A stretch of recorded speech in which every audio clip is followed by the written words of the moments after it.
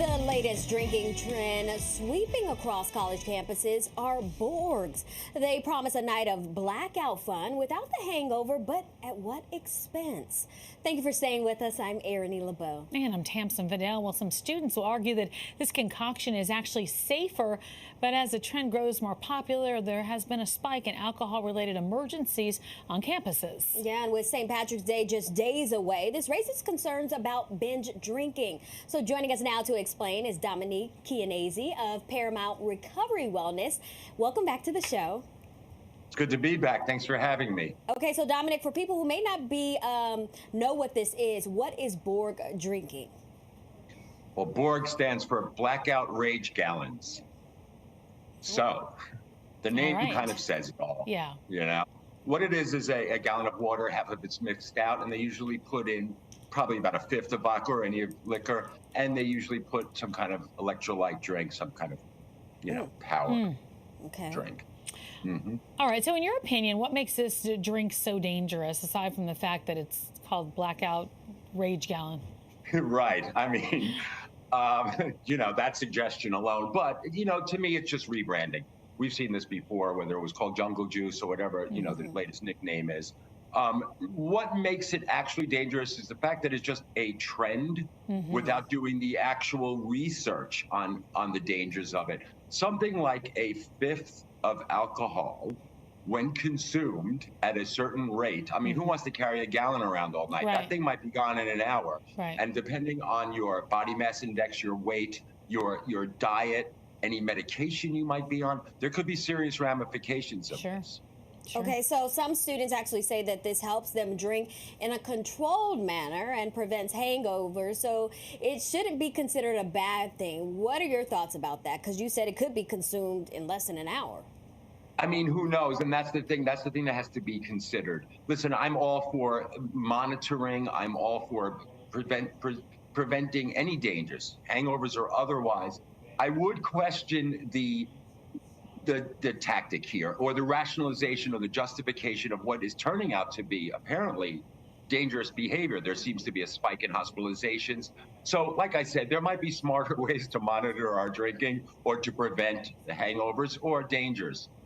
Don't get me wrong, I get the benefits of it, but let's just not diminish the negative consequences. Well, I was going to say, drinking in college and college students, it's nothing new. A lot of college students drink on the heavier side because they're out of the house for the first time. They say it's part of the experience. But how can you tell the difference between what is a regular adult behavior or, a college students, or could be an addiction? Thanks, Henry. That's actually a great question. It is a difficult thing to really pinpoint. It does depend on the individual. So there are a lot of X factors. But in general, I would say if you become, let's say, dependent on it, if you need it to regulate your emotions, if you need it just for basic functioning, like eating or sleeping, if it interferes with basic needs and basic functionality, then you have what I consider to be something to consider as a problem. Which also begs the question, and I want to approach this, the expectations of college life and the young experience. Sure. I get it. You're allowed to do whatever you want finally. But why does it have to be equated with heavy alcohol consumption? Why is that a given for young people and an expectation that the college experience also is heavy drinking? We don't have to make that a given anymore. All right, so Dominic, you touched on it briefly there. Are there any other signs of dependency that people should look out for? Yeah, no, that's it to me. If it interferes with your basic functionality, if you can't listen, I don't care what the substance is. If you can't go to sleep without it, you can't wake up without it. Yeah, you're dependent by definition. But if you need it to regulate emotions, if you need it to function, if you find yourself restless, irritable, and discontented without it, you might want to consider that we might have developed a dependency, even an outright addiction, physical, mental, emotional, or otherwise. So what are some ways people can practice mindful drinking if there's I guess people most of the time say it's just, I'm a social drinker, but what is a way to do that mindfully? That's a great question. To space it out between, like, instead of having that third drink, have a glass of water, right? Yeah. Make sure you eat. If you're going out on Saturday, you're doing day drinking, stop at lunch and take a nap. It's really that simple. But I think the best way to do this is to talk to somebody you trust. Listen, you can hear it from me. I'm represent a professor or even a parent. And let's face it, you're going to hear it from all of us, which I do believe we should address it with youth. At the same time, it's the peers.